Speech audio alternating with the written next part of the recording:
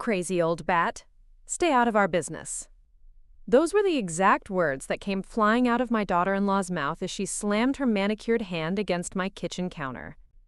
The same counter where I'd been preparing Sunday dinner for my family every week for the past 15 years. The same kitchen where I'd taught her how to make my son's favorite apple pie when they first got married. The same home where I'd opened my doors and my heart to her, thinking she'd become the daughter I never had. Before we jump back in, tell us where you're tuning in from. And if this story touches you, make sure you're subscribed, because tomorrow, I've saved something extra special for you. I stood there, wooden spoon still dripping with gravy, watching this woman I'd loved like my own child transform into someone I didn't recognize. Her face was twisted with a rage that seemed to come from somewhere deep and ugly, somewhere I'd never seen before. Behind her, my son Michael stood silent, his eyes fixed on the floor like a guilty child who'd been caught stealing cookies. What had triggered this explosion? I'd simply suggested that maybe, just maybe, they shouldn't buy that third vacation home in the Hamptons when they were already struggling to keep up with the mortgage payments on their primary residence and the beach house in Malibu.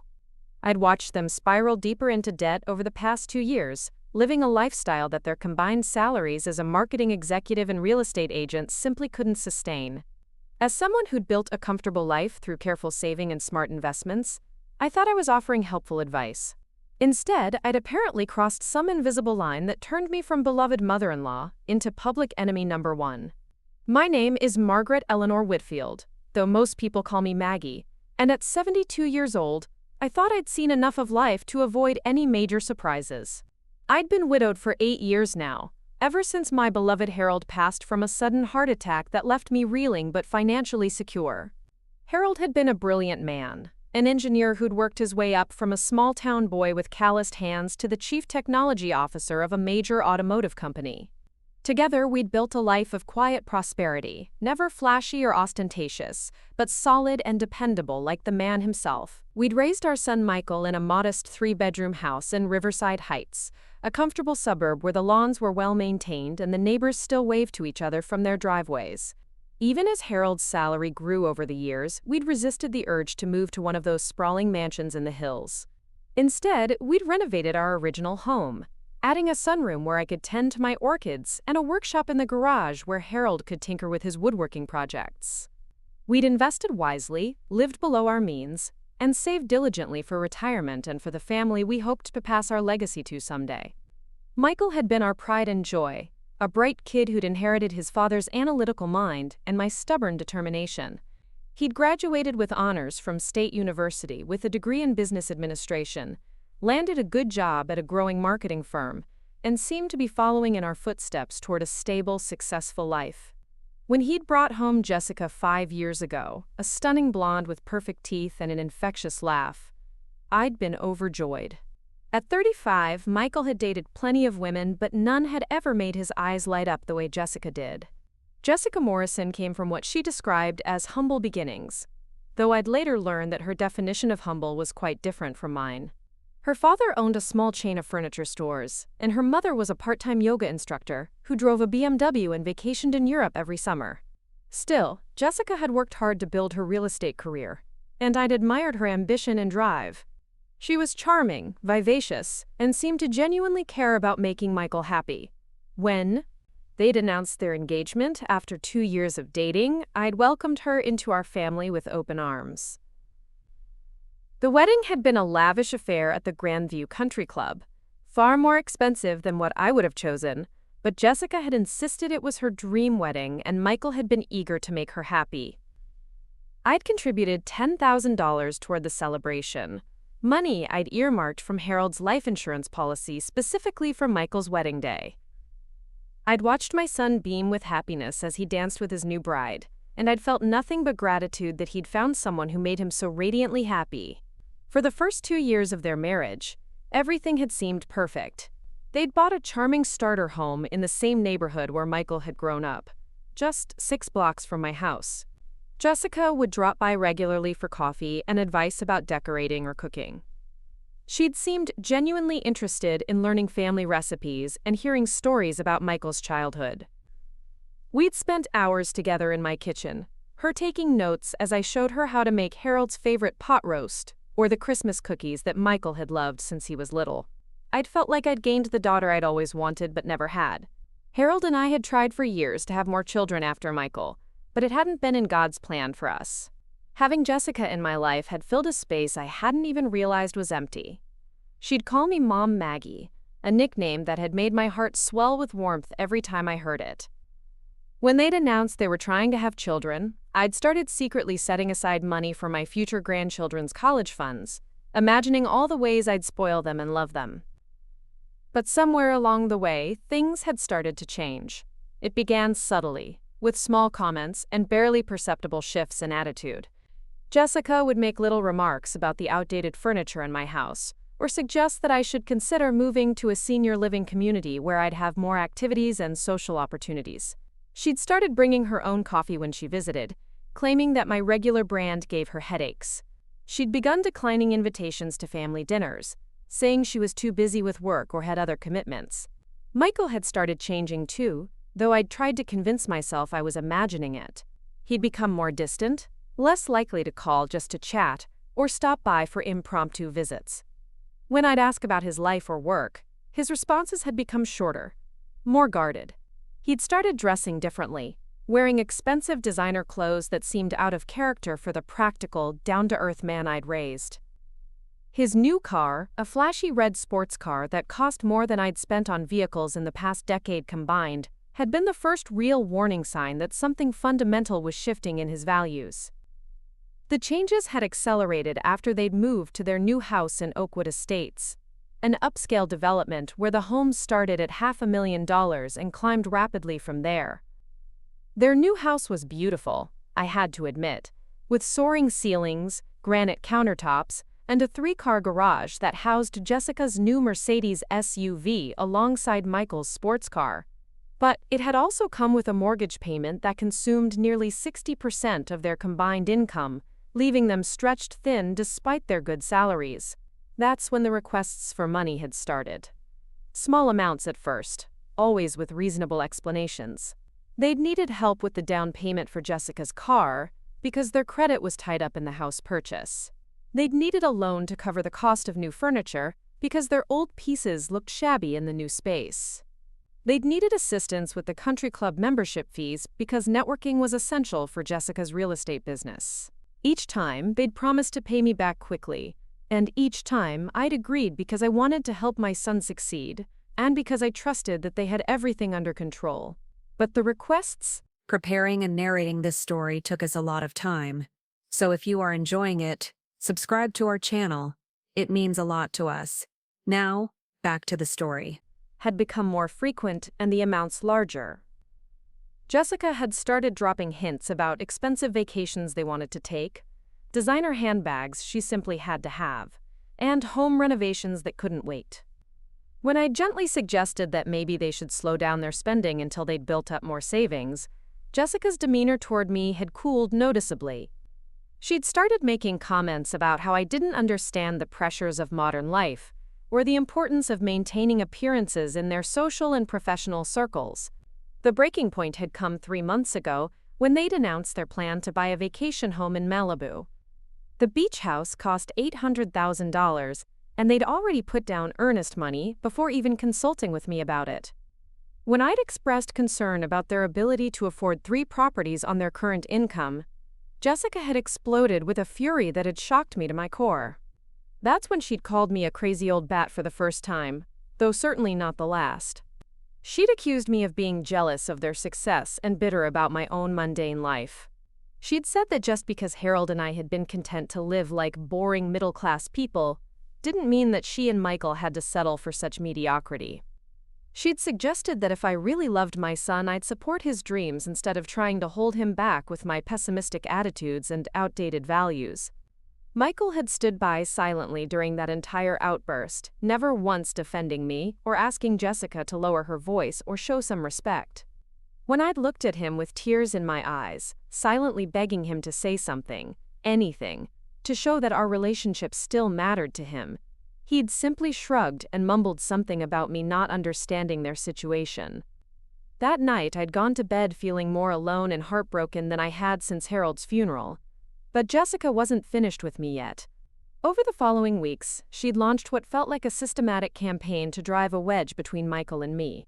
She'd started telling him that I was getting too old to live alone safely, that my house was becoming a burden I couldn't properly maintain, and that I was becoming increasingly difficult and unreasonable in my old age.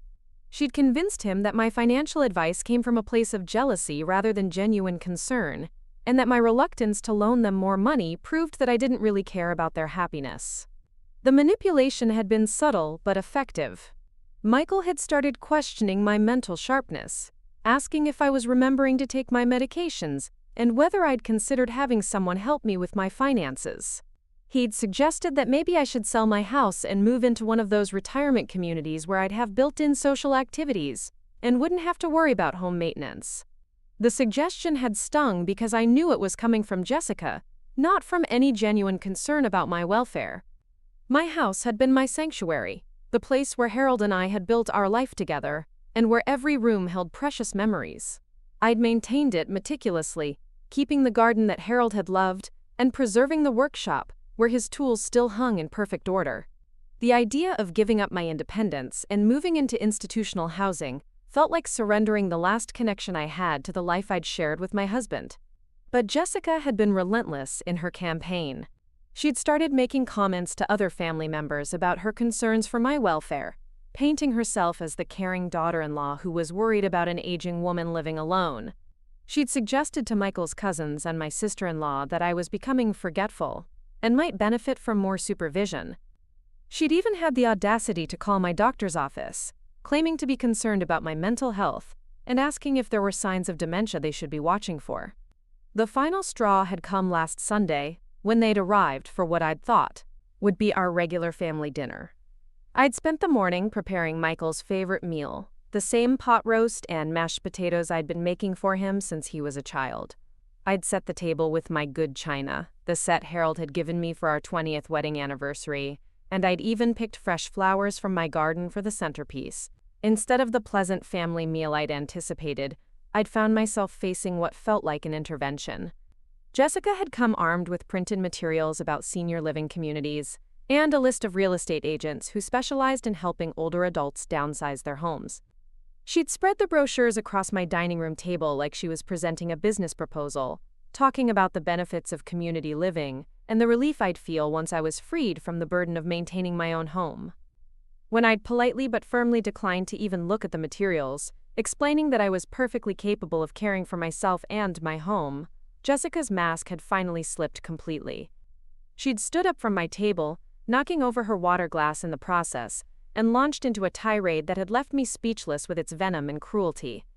She'd called me selfish and stubborn, accused me of making Michael's life difficult with my unreasonable demands and expectations.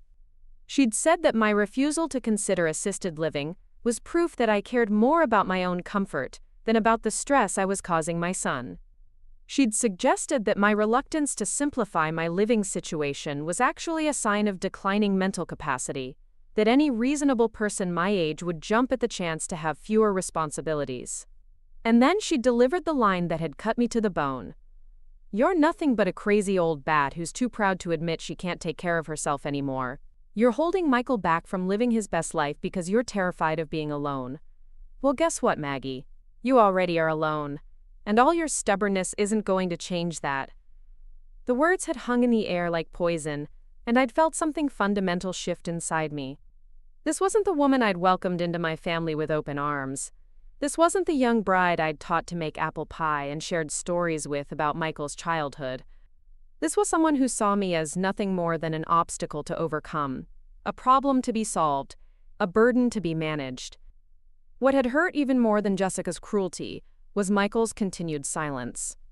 Even as his wife had torn me down with words designed to wound and humiliate, he'd said nothing. He'd stood there like a statue, neither defending me nor asking her to stop. When I'd looked at him with tears streaming down my face, he'd avoided my eyes and busied himself with cleaning up the spilled water. That's when I'd realized that I'd lost my son as completely as if he'd died. The man standing in my dining room wasn't the child I'd raised with love and patience and sacrifice. He wasn't the young man who'd called me every Sunday during college just to hear my voice. He wasn't the son who'd held my hand at his father's funeral and promised that we'd always take care of each other. This was a stranger who'd been shaped by someone else's values and priorities. Someone who'd chosen his wife's approval over his mother's dignity. After they'd left that day, taking their real estate brochures and their toxic energy with them, I'd sat alone in my dining room for hours. I'd stared at the overturned water glass, at the soggy brochures for senior communities, at the fresh flowers that now seemed to mock the ruins of what had once been a loving relationship. I'd felt older than my 72 years, more tired than I'd ever been, and more alone than I'd felt even in the immediate aftermath of Harold's death. But as the initial shock and hurt had begun to fade, something else had started to take its place. A quiet, burning anger that started in my chest and spread through my entire body like wildfire. How dare she speak to me that way in my own home?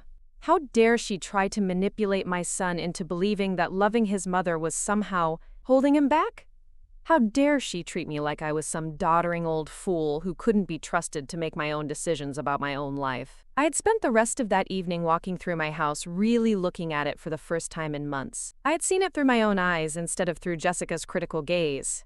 And I'd realized that there was absolutely nothing wrong with my home or my ability to maintain it. The rooms were clean and well organized. The appliances were in good working order. The garden was thriving under my care. The bills were paid. The medications were properly managed, and my mind was as sharp as it had ever been. What I'd also realized, as I'd walked through rooms filled with memories of a life well lived, was that I had something Jessica and Michael didn't have. I had financial security. Real financial security. Not the paper-thin facade they'd built on credit and borrowed money and unsustainable spending. Harold's life insurance policy had paid out nearly $2 million, money I'd invested carefully over the past 8 years. Combined with our savings, his pension, and my own retirement benefits, I was worth considerably more than most people realized. I'd never been one to flaunt my wealth or talk about money openly. Harold and I had been raised to believe that discussing finances was vulgar, and that true prosperity was measured by security and peace of mind rather than flashy possessions. We'd lived modestly by choice, not necessity, saving and investing for the future while enjoying simple pleasures in the present. But maybe it was time for Jessica and Michael to understand exactly what they were throwing away with their greed and disrespect. Maybe it was time for them to learn that actions have consequences, and that burning bridges with the people who love you isn't always a reversible decision. As I'd stood in Harold's old workshop that night, surrounded by his carefully maintained tools and the scent of wood polish that still lingered after all these years, I'd made a decision that would change everything. If Jessica wanted to treat me like I was already dead to them, then perhaps it was time to start acting like it. If they thought my money and my love were things they could take for granted while treating me with contempt and cruelty, then maybe it was time to show them just how wrong they were. I'd walked back into the house and gone straight to my desk, where I'd pulled out the folder containing my will and estate planning documents. Harold and I had set everything up years ago, with Michael as the primary beneficiary of our life insurance policies, retirement accounts, and property. We'd wanted to ensure that our son would be financially secure and that he'd be able to provide for his own family someday. But as I'd read through the documents, I'd realized that nothing was set in stone. Wills could be changed, beneficiaries could be updated, and insurance policies could be redirected to people and organizations that would actually appreciate and respect the sacrifice and love that had created that wealth in the first place. That night, I'd started making a list of charities and causes that Harold and I had supported over the years. The Children's Hospital, where he'd volunteered after retirement. The scholarship fund we'd established at State University for first-generation college students. The animal shelter, where I'd been donating time and money since Harold's death. The food bank that served families in our community who were struggling to make ends meet. These were organizations that used money wisely and gratefully, that understood the value of sacrifice and hard work, that would honor Harold's memory and the values we'd shared. Unlike my son and his wife, who seemed to view money as an endless resource to be spent on luxuries and status symbols, these charities understood that every dollar represented someone's time, effort, and care. I'd also started thinking about the life insurance policy that Michael and Jessica didn't even know existed. 3 months ago, I'd purchased a substantial term life insurance policy, something I'd been considering since Harold's death as a way to ensure that there would be additional funds available for my future grandchildren's education and for the charities I wanted to support. The policy was worth $500,000, and the beneficiary forms were still blank, waiting for me to decide who would receive that money when the time came. Originally, I'd planned to split the policy between Michael and my favorite charities, ensuring that my son would receive a substantial inheritance, while also supporting the causes that mattered to me. But now, as I'd sat in my quiet house processing the events of the day, I'd realized that my plans needed to change significantly. If Jessica wanted to call me a crazy old bat, then perhaps it was time to show her just how crazy I could be. If she thought my money was something she could count on while treating me like garbage, then maybe it was time to teach her a very expensive lesson about respect and gratitude. The next morning, I'd woken up with a clarity and sense of purpose I hadn't felt in months.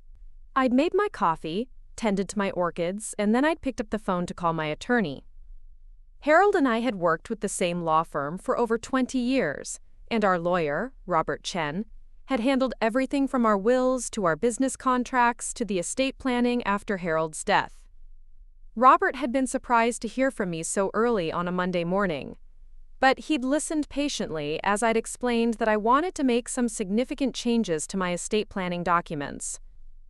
I'd told him about the deteriorating relationship with Michael and Jessica, about the disrespect I'd been experiencing, and about my desire to ensure that my money would go to people and organizations that would truly value it. We'd scheduled an appointment for later that week, and Robert had promised to draft new documents that would reflect my updated wishes. He'd also reminded me that I had every right to change my mind about my beneficiaries at any time and for any reason. My money was mine to distribute as I saw fit, and I didn't owe anyone an explanation for my decisions. That conversation had been the beginning of what I'd come to think of as my liberation. For too long, I'd allowed Jessica and Michael to make me feel guilty for having standards and expectations. I'd let them convince me that wanting respect and kindness from my family was somehow unreasonable or outdated. I'd accepted their treatment because I'd been afraid of losing them completely, not realizing that I'd already lost them the moment they'd decided that my worth was measured solely by what I could give them financially. But I wasn't going to be anyone's ATM anymore. I wasn't going to be the convenient target for Jessica's frustrations or the scapegoat for their financial irresponsibility. I was going to take control of my own life and my own legacy, and if that made me a crazy old bat in their eyes, then so be it. The funny thing was, I'd never felt more sane or more purposeful in my life. For the first time since Harold's death, I'd felt like I had a clear direction and a plan that excited me, rather than drained me. I was going to show Jessica and Michael exactly what they'd thrown away with their greed and disrespect, and I was going to do it in a way that would make Harold proud. After all, he'd always said that the best revenge was living well and staying true to your values. Well, I was about to live very well indeed, and my values were about to become very expensive lessons for two people who thought they could take advantage of a lonely old widow. The war between Jessica and me was just beginning, and she had no idea what she'd started when she'd decided to call me a crazy old bat. She was about to learn that this old bat had very sharp teeth and absolutely nothing left to lose. The next few weeks passed in a strange sort of calm that reminded me of the quiet before a thunderstorm. I went about my daily routines with renewed energy, tending to my orchids, maintaining my garden, and organizing Harold's papers with a meticulousness that would have made him proud. But underneath the surface normalcy, I was planning something that would have shocked anyone who thought they knew Margaret Whitfield. My first stop had been Robert Chen's office, where I'd spent 3 hours going through every detail of my estate planning. The mahogany-paneled conference room had felt like a war room as we'd spread out documents across the polished table, reviewing assets, insurance policies, and investment portfolios that even I had forgotten about over the years. Robert had been thorough in his questioning, making sure I understood the full implications of the changes I was requesting. He'd asked about my relationship with Michael, whether there was any possibility of reconciliation, and if I was certain about removing him as my primary beneficiary. I'd answered each question with a clarity that had surprised even me. Michael made his choice when he stood silent while his wife called me a crazy old bat in my own home, I'd told Robert. He's chosen her values over the ones Harold and I raised him with. I'm simply acknowledging that reality and planning accordingly. The numbers had been staggering, even to me. Harold's life insurance payout, our carefully managed investments, the pension benefits, my own retirement savings, and the current value of our home had created a portfolio worth just over $4 million. Add to that the new life insurance policy I'd recently purchased, and my total estate was approaching $5 million. It was money that could change lives, fund educations, support worthy causes, or provide security for generations.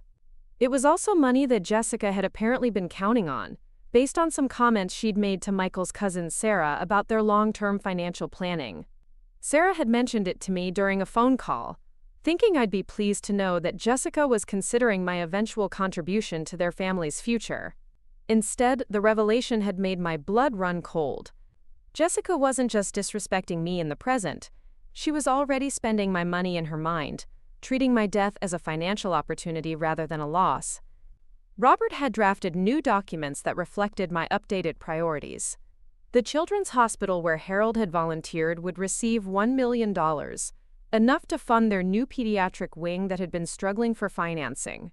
State University would get another $1 million for their engineering scholarship program, creating opportunities for students like Harold had been, brilliant kids from working-class families who needed financial support to achieve their dreams. The animal shelter would receive $500,000, enough to build the new facility they'd been planning for years. The food bank would get $300,000, and the remaining funds would be split between several smaller charities that Harold and I had supported quietly over the years. Michael would receive exactly $1, along with a letter explaining that his inheritance had been redistributed to organizations that understood the value of kindness and respect. The new life insurance policy would go entirely to causes that mattered to me, with specific instructions that the donations be made anonymously, except for one very public gift that would ensure Jessica learned exactly what she'd lost through her cruelty. But changing my will had been just the beginning of my awakening. Over the following days, I'd started paying closer attention to the dynamics of my relationship with Michael and Jessica, and what I'd discovered had been both enlightening and infuriating. Jessica had been systematically poisoning Michael against me for months, possibly years. She'd been collecting every small mistake I made, every forgotten name or misplaced item, and presenting them to Michael as evidence of my declining mental capacity. She'd been reframing my frugal habits as signs of confusion, my preference for staying home as social isolation, and my resistance to their spending suggestions as stubborn irrationality. I'd realized this when Michael had called me on a Thursday afternoon, ostensibly to check on my well-being, but actually to conduct what felt like a mental status examination. He'd asked me a series of questions about current events, recent conversations, and my daily activities that had clearly been scripted by someone else. When I'd answered everything correctly and asked him directly why he was questioning my mental sharpness, he'd become flustered and defensive. "Jessica's worried about you, Mom," he'd said, his voice carrying the tone of someone repeating rehearsed lines. "She thinks you might be developing some memory issues, and she's concerned that you're not taking care of yourself properly. Maybe we should schedule an appointment with your doctor, just to make sure everything's okay." The suggestion had been insulting on multiple levels, but what had hurt most was the realization that Michael was no longer capable of forming his own opinions about his mother. Everything he thought about me was being filtered through Jessica's interpretation, and she had clearly decided that depicting me as a declining old woman served her purposes better than acknowledging my continued independence and competence. That night, I'd called my doctor's office and scheduled a comprehensive physical and cognitive assessment. If Jessica wanted to question my mental capacity, then I was going to arm myself with professional documentation of my excellent health and sharp mind. Dr. Patricia Williams had been my physician for 15 years, and she'd been surprised by my request for such extensive testing. "Is there something specific you're concerned about, Maggie?" she'd asked during my appointment the following week. "You seem as sharp and healthy as ever to me." I'd explained the situation with Jessica and Michael, and Dr. Williams had been both understanding and outraged on my behalf. She'd conducted every test I'd requested, from cognitive assessments to blood work to imaging studies, and the results had been exactly what I'd expected. I had the health and mental acuity of someone 15 years younger, with no signs of memory loss, confusion, or cognitive decline. More importantly, Dr. Williams had provided me with a detailed letter documenting my excellent mental and physical condition, a document that would be very useful if Jessica ever tried to challenge my legal decisions or claim that I wasn't competent to manage my own affairs. Armed with medical documentation of my competence, I'd started the next phase of my plan. I'd begun quietly investigating Jessica and Michael's actual financial situation, using connections from Harold's business world and my own research skills to paint a clearer picture of exactly how precarious their lifestyle had become. What I'd discovered had been worse than I'd imagined. They weren't just living paycheck to paycheck despite their good salaries, they were drowning in debt. The mortgage on their Oakwood Estates home was actually higher than I'd realized, and they'd taken out a second mortgage to cover the down payment on the Malibu beach house. Jessica's Mercedes was leased, not owned, and Michael's sports car was financed at a rate that suggested their credit wasn't as good as they'd been pretending. Even more troubling, I'd learned that Jessica had been telling people in her real estate circles that she expected to inherit substantial money from Michael's family in the near future. She'd apparently been using this expected inheritance as justification for their current spending levels, explaining to concerned friends that their cash flow problems were temporary, because significant family money would be coming their way soon. The presumption had been staggering. Jessica wasn't just counting on my death, she was actively planning her financial future around it.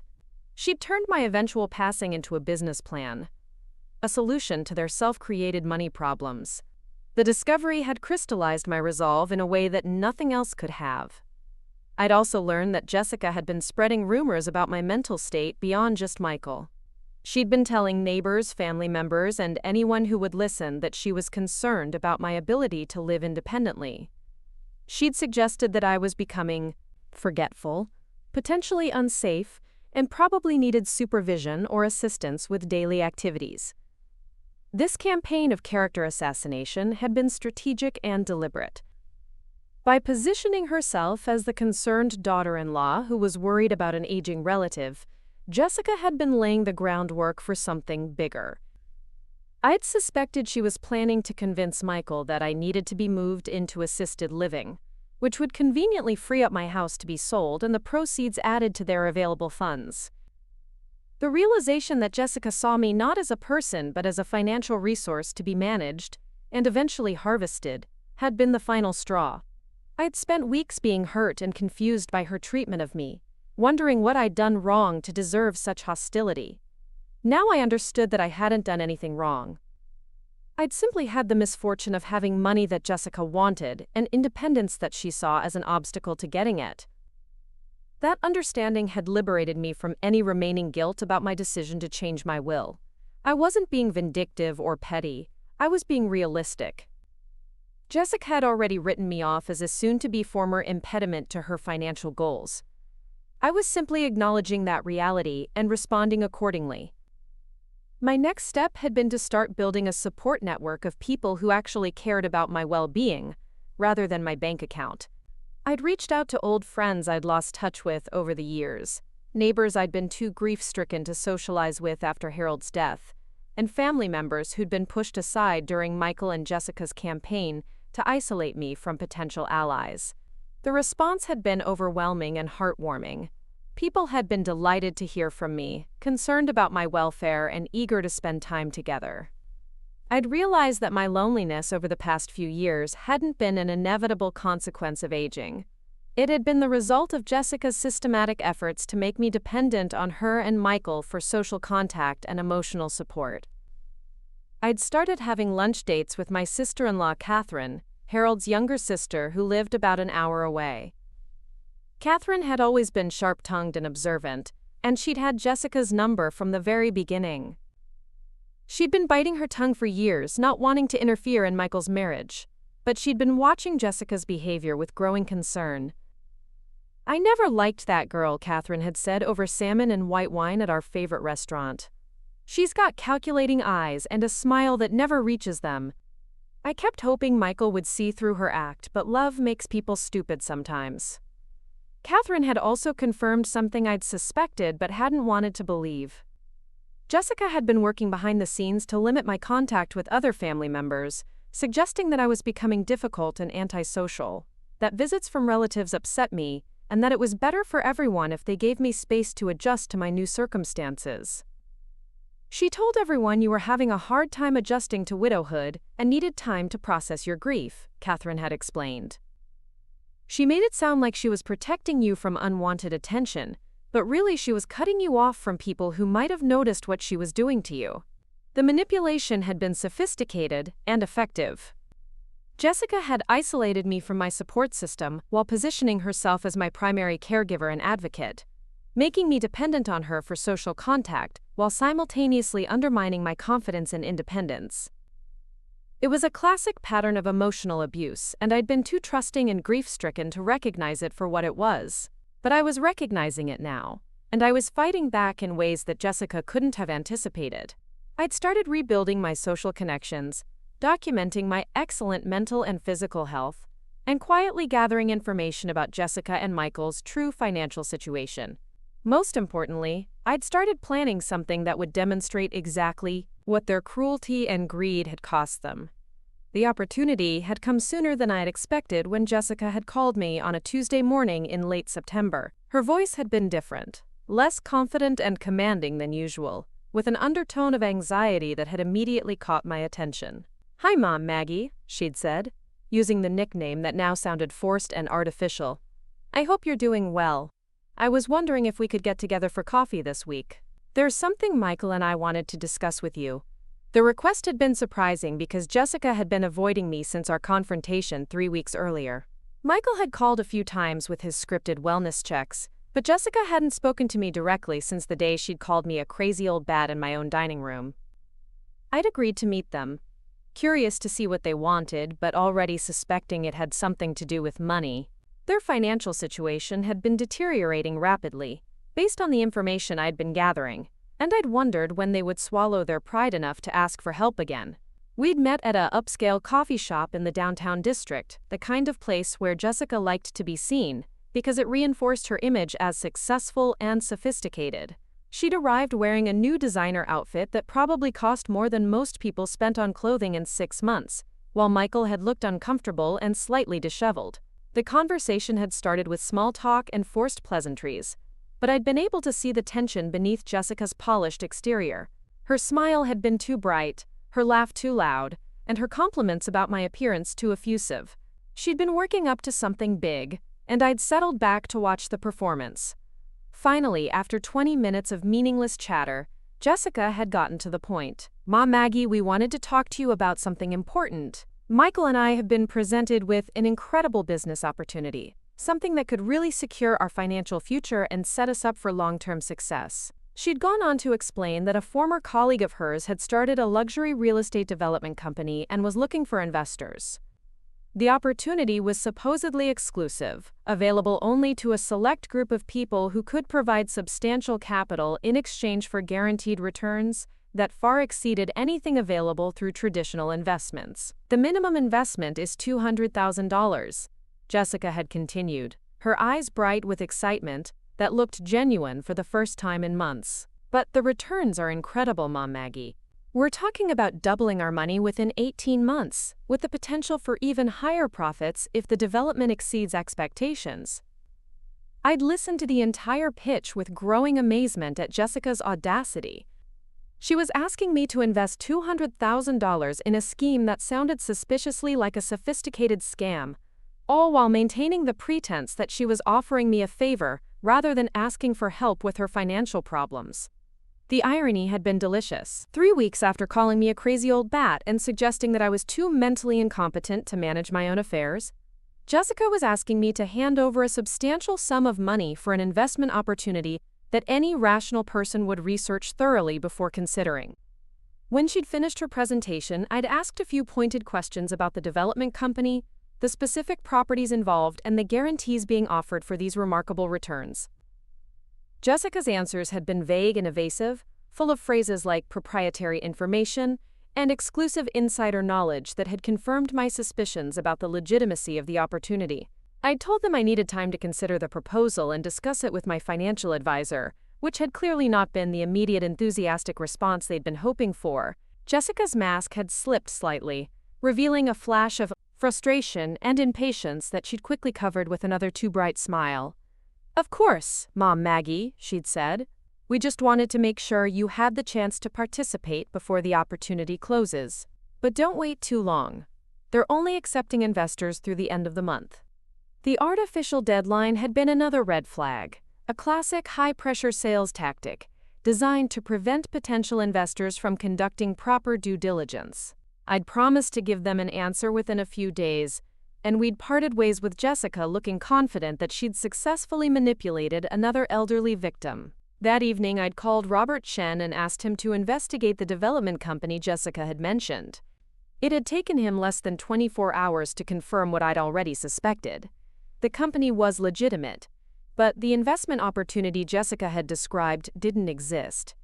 They weren't seeking private investors, weren't offering guaranteed returns, and weren't operating any exclusive programs for select individuals.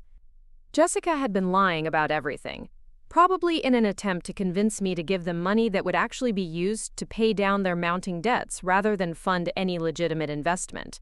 It was fraud, pure and simple, and the fact that she'd been willing to steal from her husband's mother demonstrated exactly how desperate their financial situation had become.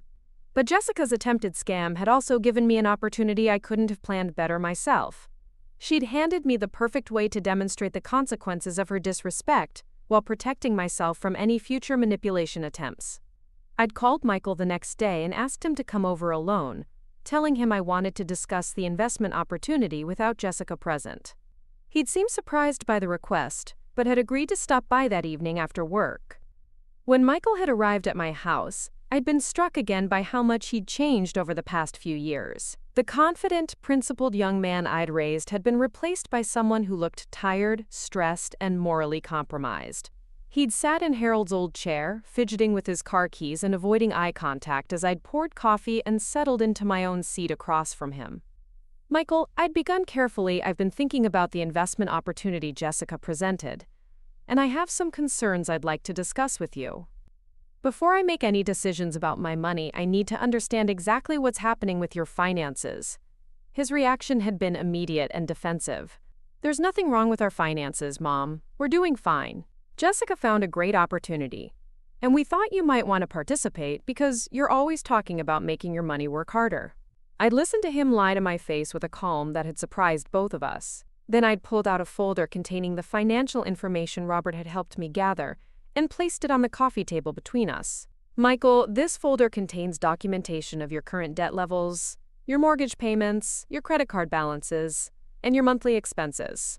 I know exactly how much trouble you and Jessica are in financially, and I know that the investment opportunity she described doesn't actually exist. The color had drained from his face as he'd stared at the folder without opening it. His mouth had opened and closed several times before he'd managed to speak. How did you get that information? He'd finally asked, his voice barely above a whisper.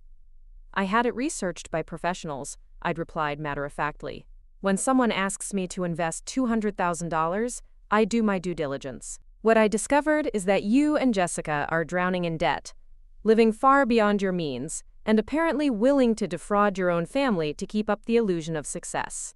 Michael had broken down then, the careful facade he'd been maintaining crumbling under the weight of his guilt and desperation. He'd admitted that they were in serious financial trouble, that Jessica had been pressuring him to ask me for money, and that he'd known the investment opportunity was fictional but had gone along with it because he hadn't known what else to do. The conversation that followed had been painful but necessary. I'd learned that Jessica had been controlling their finances completely, making decisions about spending and debt without consulting Michael. She'd convinced him that their lifestyle was necessary for her real estate career and his professional advancement, that the debt was temporary, and that my money would solve all their problems. More heartbreaking, I'd discovered that Michael had been genuinely worried about my mental health, because Jessica had been feeding him a steady stream of lies about my behavior and capabilities. She'd been telling him that I was becoming confused and forgetful, that I'd been making strange comments and poor decisions, and that she was concerned about my ability to live safely alone. Mom, I'm so sorry, he'd said through tears that seemed genuine for the first time in months. I know Jessica shouldn't have spoken to you the way she did that day. I should have defended you, but she'd convinced me that you were having some kind of breakdown and that standing up to you would make things worse. The apology had been too little and too late, but it had given me some hope that my son might still be salvageable if he could find the courage to stand up to his wife's manipulation and control. I'd made him an offer then, one that would test whether he was truly sorry or just sorry that he'd been caught. I'd told him that I was willing to help them with their financial problems, but only under specific conditions that would protect me from future manipulation and ensure that they learned to live within their means. The conditions had been simple but non-negotiable. Jessica would have to apologize to me sincerely and publicly for her disrespectful behavior. They would have to agree to financial counseling and create a realistic budget that didn't depend on my continuing support. Most importantly, Jessica would have to acknowledge that she'd been wrong about my mental capacity and stop spreading rumors about my competence. If they could meet those conditions, I'd been willing to pay off their credit card debt and help them refinance their mortgages at more manageable rates. But I'd also made it clear that this would be the last time I'd bail them out of financial trouble, and that any future disrespect or manipulation would result in their being permanently cut off from my support. Michael had seemed genuinely grateful for the opportunity to make things right, and he'd promised to talk to Jessica about my conditions. He'd hugged me before leaving, the first real physical affection he'd shown me in months, and I'd allowed myself to hope that maybe our relationship could be repaired. That hope had lasted exactly 3 days, until Jessica had called me with her response to my offer. Her voice had been cold and furious, stripped of any pretense of affection or respect. "Let me get this straight," she'd said without any greeting or pleasantries.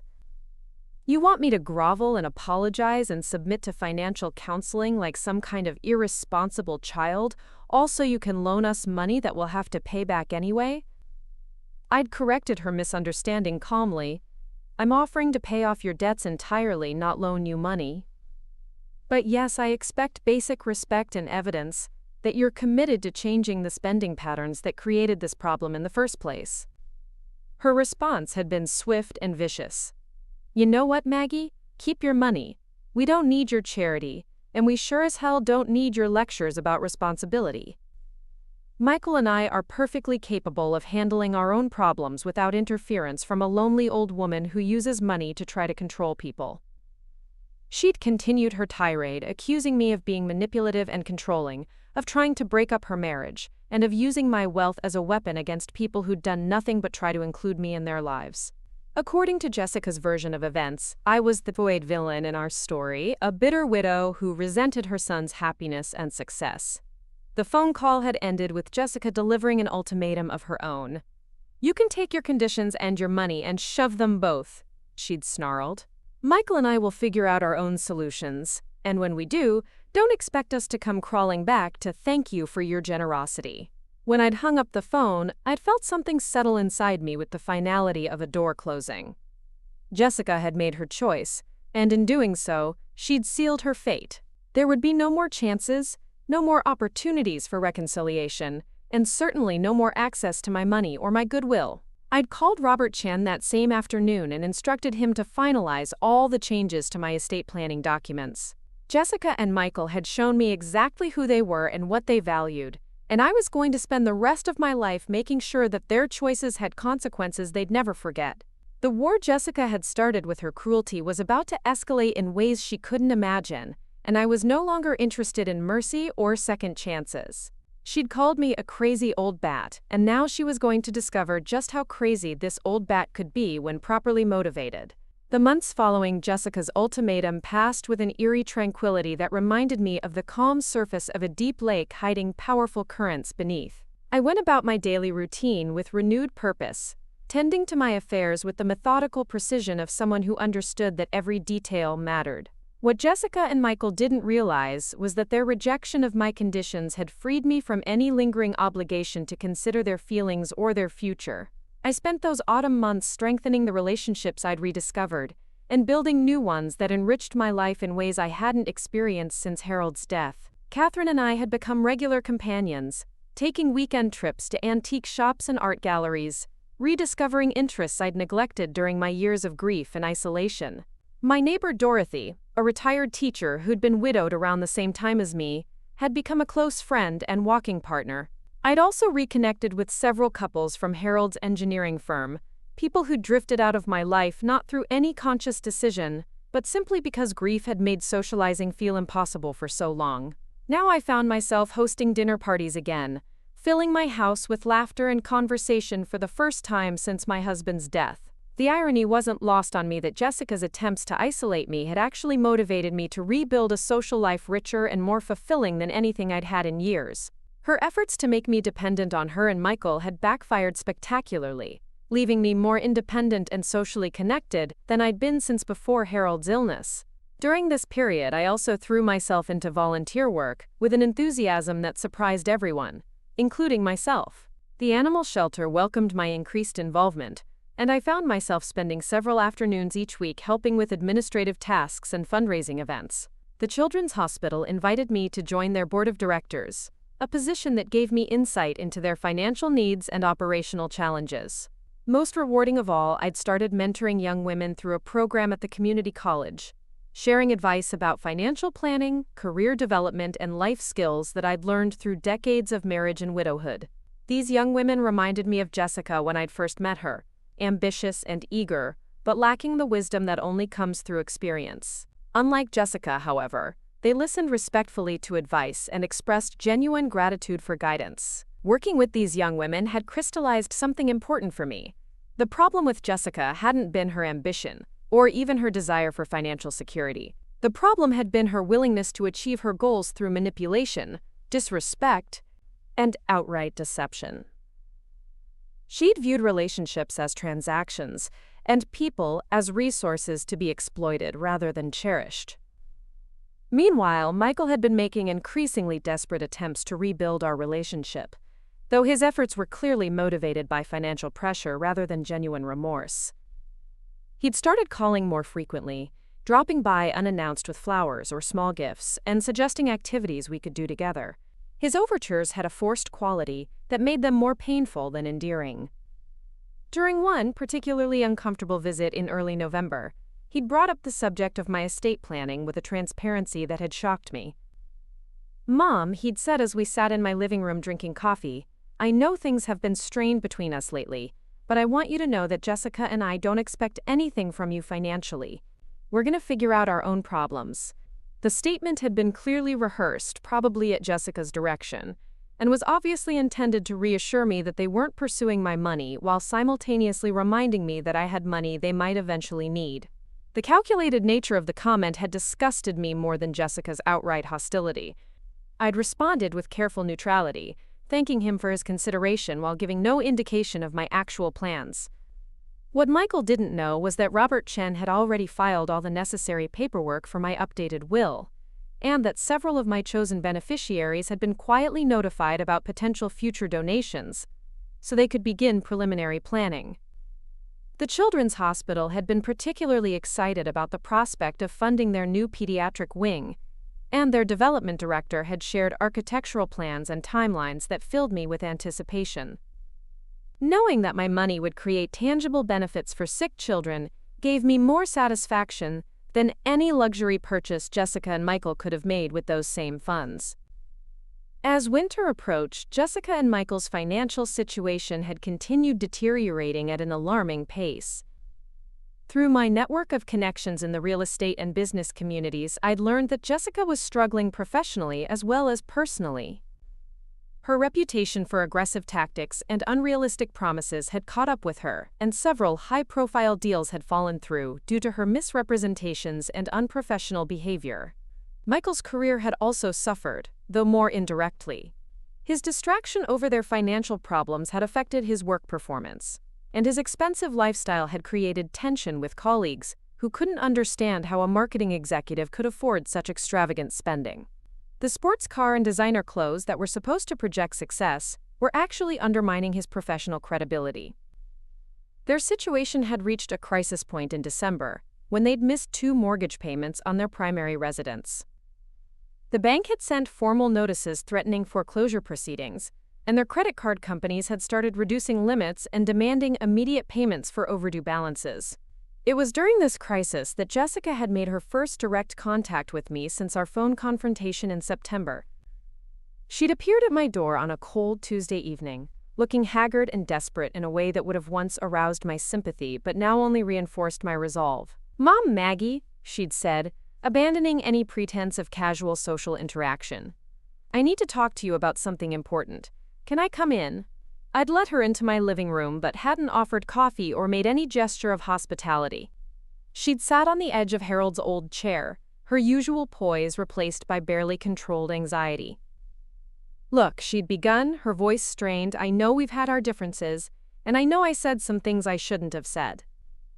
But we're family, and family helps each other when things get tough." The word family had sounded strange coming from someone who'd called me a crazy old bat and told me to stay out of their business, but I'd listened without interrupting as she'd launched into her prepared speech. "Michael's been under a lot of stress lately, and it's affecting his health," she'd continued. "We've hit a rough patch financially, nothing we can't handle long-term, but we need some short-term assistance to get through this difficult period."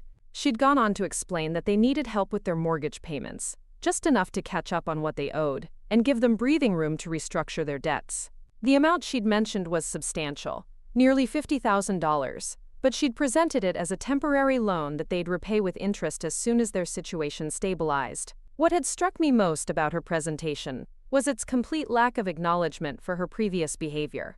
There had been no real apology for calling me names, no recognition of the disrespect she'd shown, and certainly no indication that she understood why I might be reluctant to help them. She'd simply assumed that family obligation would override any personal grievances, and that my money would be available whenever they needed it. When she'd finished her pitch, I'd sat quietly for a long moment, watching her fidget with her designer purse and glance around my living room as if calculating the value of my possessions. Finally, I'd spoken with a calm that had clearly unnerved her. "Jessica, when you were here in September, you told me to take my money and shove it. You said you didn't need my charity, and that you and Michael would figure out your own solutions. What's changed?" Her face had flushed, and for a moment I'd seen genuine emotion break through her calculated facade. "Things got worse than we expected," she'd admitted, "but I was angry, and said things I didn't mean. You know how it is when you're stressed and overwhelmed." I'd nodded thoughtfully, as if considering her explanation, then delivered the response I'd been planning for months. "Jessica, I appreciate you coming to me when you're in trouble, but I've made other arrangements for my money. After our conversation in September, I realized that you and Michael have very different values than I do regarding financial responsibility and family relationships." She'd stared at me as if I'd spoken in a foreign language, clearly not comprehending what I was telling her.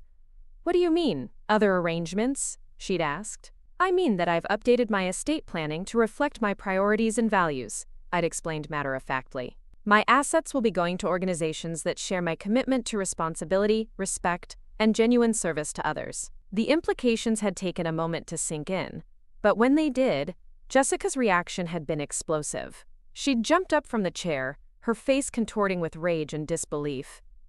"You're cutting Michael out of your will?" she'd shrieked. "Your own son? Because of some stupid argument we had months ago?" I'd remained seated, my voice calm and steady, despite the storm erupting in my living room. "I'm directing my resources toward people and organizations that treat me with respect and appreciation. Michael made his choice when he stood silent while you called me names in my own home." What followed had been a tirade that would have made her previous outbursts seem mild by comparison.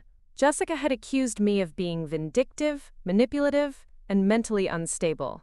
She'd suggested that I was making decisions out of spite and loneliness, that I was punishing Michael for her mistakes, and that I was too senile to understand the consequences of my actions. But the most revealing part of her meltdown had been her assumption that my money somehow belonged to them by right, rather than by my choice. She'd talked about the inheritance as if it were already theirs, as if my death would simply transfer my assets to them automatically, regardless of my wishes or their behavior. "You can't do this to us," she'd screamed, her voice shrill with panic. "We've been counting on that money. We've made plans based on your support. You can't just abandon your own family because your feelings got hurt." The word abandon had been particularly rich coming from someone who'd spent months trying to convince my son that I was mentally incompetent and socially isolated. I'd pointed out the irony to her, which had only intensified her fury. The confrontation had ended with Jessica storming out of my house, but not before delivering a threat that had revealed exactly how desperate she'd become. "Fine," she'd snarled from my doorway, "but don't think this is over. If you're really losing your mind enough to give away millions of dollars to strangers instead of your own family, then maybe it's time for Michael to take legal action to protect your interests." The threat of a competency challenge had been expected, and I'd been prepared for it. Dr. Williams had already provided comprehensive documentation of my excellent mental and physical health, and Robert Chen had ensured that all my legal documents were drafted in ways that would withstand any challenge based on claims of diminished capacity. More importantly, I'd been building a documented record of my social activities, volunteer work, and civic engagement that would demonstrate my continued competence and involvement in community life. Any attempt to portray me as a confused or isolated elderly woman would fail spectacularly when confronted with evidence of my active, purposeful lifestyle. Jessica's threat had also triggered the next phase of my plan, one that would demonstrate to her exactly what she'd lost through her greed and disrespect. I'd called the Children's Hospital the next morning and asked to schedule a meeting with their development committee to discuss my planned donation. The meeting had been scheduled for the following week, and I'd specifically requested that it include a photographer from their communications department. What I was planning would be very public, very generous, and very permanent. Jessica would learn about my donation not through private family channels, but through newspaper coverage and social media posts that would make the extent of her loss impossible to ignore. Meanwhile, Michael had been making increasingly frantic attempts to repair our relationship, though his efforts had the quality of someone trying to close a barn door after the horses had already escaped. He'd started visiting almost daily, bringing flowers, offering to help with household tasks, and suggesting activities we could do together. The desperation in his overtures had been painful to watch, particularly because I could see glimpses of the son I'd raised beneath the anxiety and financial pressure that consumed him. During one visit, he'd broken down completely, admitting that their house was going into foreclosure and that Jessica had been talking about filing for bankruptcy. "Mom, I know I've made mistakes," he'd said through tears that seemed genuine. "I should have defended you when Jessica was being disrespectful. I should have stood up to her instead of letting her convince me that you were having problems. I was weak, and I was wrong, and I'm sorry." The apology had been heartfelt, but it had also come only after their financial situation had become desperate enough to overcome his pride. I'd wondered whether Michael would have found the courage to acknowledge his mistakes if their mortgage payments had been current and their credit cards weren't maxed out. I'd offered him limited comfort but no false hope about my estate planning decisions. "Michael, I appreciate your apology, and I know you're going through a difficult time. But actions have consequences, and some decisions can't be undone simply because we regret them later." He'd asked directly whether there was any way to repair our relationship and restore his position as my beneficiary, and I'd been honest with him about the finality of my decision. The trust between us had been broken not just by his failure to defend me, but by his willingness to question my mental competence based on Jessica's manipulations. How can I ever feel secure leaving my life's work to someone who was so easily convinced that I wasn't capable of making my own decisions? I'd asked him, "How can I trust that you'll honor my values and intentions when you've already shown that you'll sacrifice them for your wife's approval?" Michael had left that day looking defeated and hollow, and I'd felt a complex mixture of sadness and resolution. I'd lost my son not to death or distance, but to his own poor choices and weak character. The grief was real, but so was my certainty that I was making the right decision for my legacy and my values. The public announcement of my donation to the Children's Hospital had been scheduled for a Friday morning in mid-January, timed to coincide with their annual fundraising campaign launch. I'd arrived at the hospital early, wearing my best navy suit and the pearls Harold had given me for our 25th anniversary.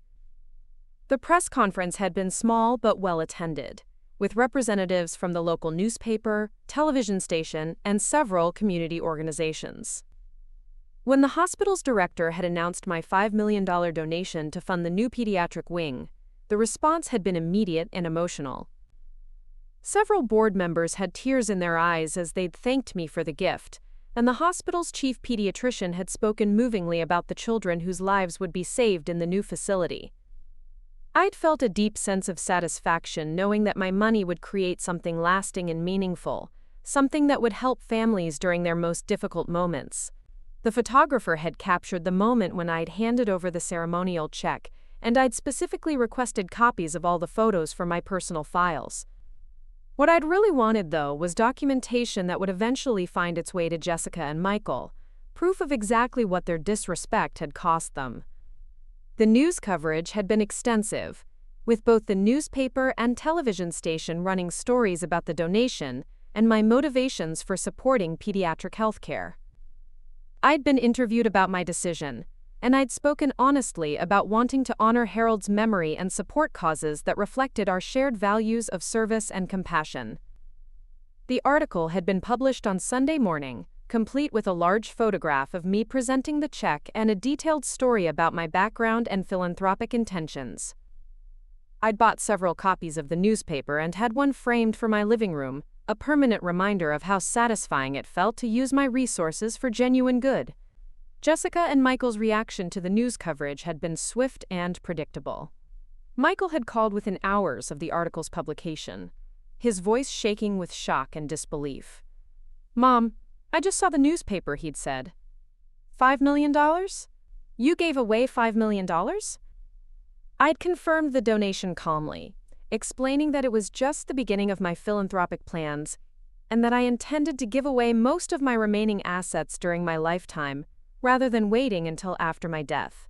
The conversation that followed had been painful but necessary.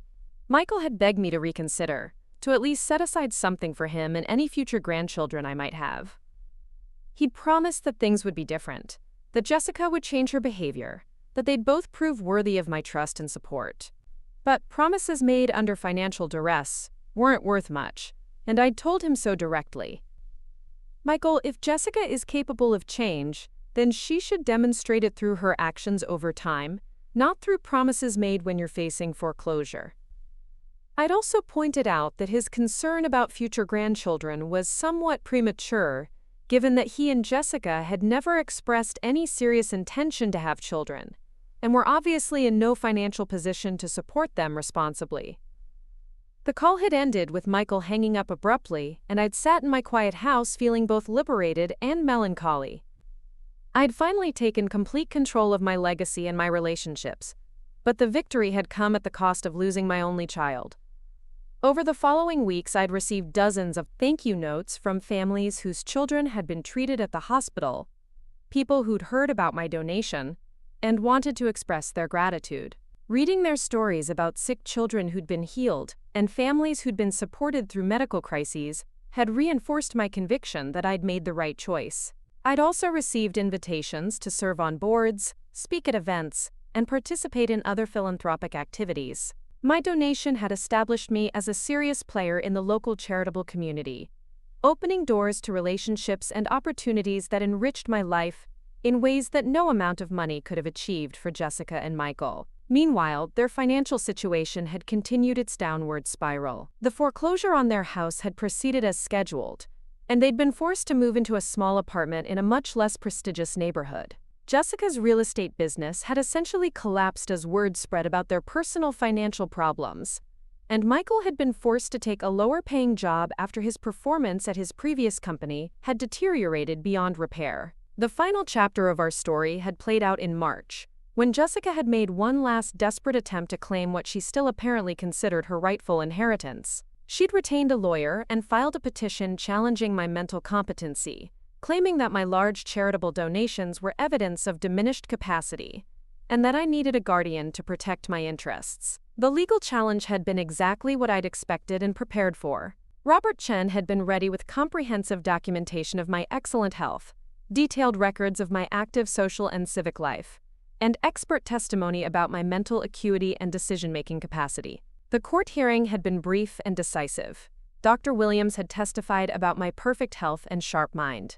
The director of the Children's Hospital had spoken about my thoughtful and strategic approach to philanthropy. Several friends and neighbors had described my active involvement in community activities and my clear, rational thinking about personal and financial matters. Most damaging to Jessica's case had been the evidence of her own behavior toward me, including recorded phone calls where she'd made demands for money and threatened legal action when I'd refused.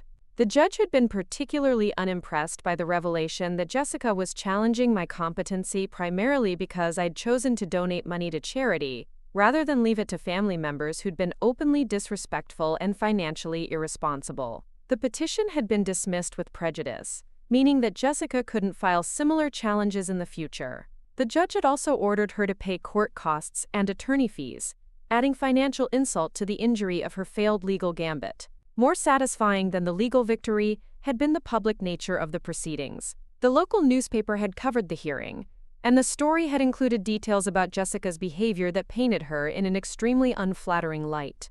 Anyone who'd been following our story through the charity donation coverage now understood exactly why I'd chosen to direct my resources elsewhere. The article had essentially ended any remaining credibility Jessica might have had in the community, while simultaneously reinforcing my reputation as a generous, thoughtful woman who'd been mistreated by greedy relatives. The contrast between my dignified philanthropy and her grasping legal maneuvering had been stark and damning.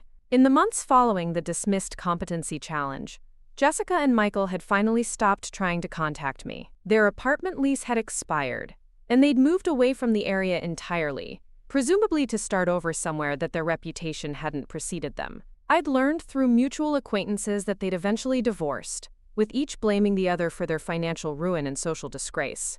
Jessica had apparently moved back in with her parents, while Michael had taken a job in another state and was slowly trying to rebuild his life and career. The news of their divorce had brought me no satisfaction, only a deep sadness for the waste of potential and the destruction of relationships that could have been beautiful if they'd been built on respect and genuine affection rather than greed and manipulation. But I'd also felt a profound sense of peace about my decisions and their consequences. I'd protected my resources from people who would have squandered them and ensured that my life's work would continue creating positive impacts long after I was gone. As I sat in my garden on a warm spring afternoon, surrounded by the flowers Harold had planted and the peaceful sounds of birds and wind chimes, I reflected on the journey that had brought me to this point. Jessica had called me a crazy old bat, and in a way, she'd been right. I had been crazy to tolerate disrespect for so long, crazy to prioritize their comfort over my own dignity, and crazy to believe that family obligation trumped personal values. But I wasn't crazy anymore. I was clear-headed, purposeful, and surrounded by people who valued me for who I was, rather than what I could give them. My remaining years would be spent among friends who appreciated my friendship, supporting causes that aligned with my values, and living with the satisfaction that comes from making choices based on principle rather than fear. The insurance money that Jessica had undoubtedly been counting on would go to the animal shelter, ensuring that vulnerable creatures would be cared for with the same compassion I'd once tried to show my family. The irony was perfect. Jessica's greed had ultimately benefited the very beings who couldn't manipulate or deceive, but could only offer honest affection in return for care. I'd learned that being called a crazy old bat by someone whose opinion didn't matter was far preferable to being taken for granted by people whose respect I'd never actually earned. Sometimes the kindest thing you can do for people is to let them experience the full consequences of their choices, even when those consequences are painful and permanent. As the sun set over my garden and the evening breeze rustled through the leaves of Harold's favorite oak tree, I smiled with the contentment that comes from a life lived with integrity and purpose. Jessica had gotten exactly what she'd asked for when she'd told me to keep my money. The only difference was that she'd finally realized what she'd really been throwing away. Up next, you've got 2 more standout stories right on your screen. If this one hit the mark, you won't want to pass these up. Just click and check them out.